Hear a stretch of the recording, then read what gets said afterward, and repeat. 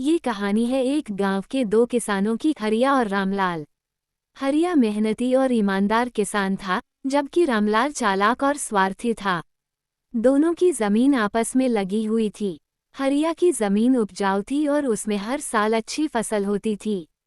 रामलाल को ये बात खटकती थी, क्योंकि उसकी जमीन थोड़ी पथरीली थी और मेहनत के बावजूद उतना फायदा नहीं होता था। रामलाल ने एक चाल चली।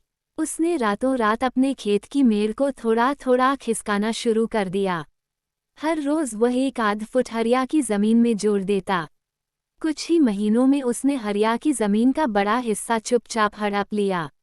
हरिया को शक हुआ कि उसकी जमीन कम होती जा रही है, लेकिन उसके पास कोई सबूत नहीं था।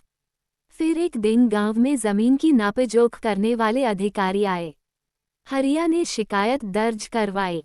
जब नाप की गई तो सच सामने आया। रामलाल ने अवैध रूप से लगभग 1 बीघा जमीन कब्जा कर रखी थी। पंचायत बुलाई गई और सबूतों के आधार पर रामलाल दोषी पाया गया। पंचायत ने रामलाल को जमीन लौटाने का आदेश दिया और उस पर जुर्माना भी लगाया। साथ ही उसे सार्वजनिक रूप से माफी मांगनी पड़ी।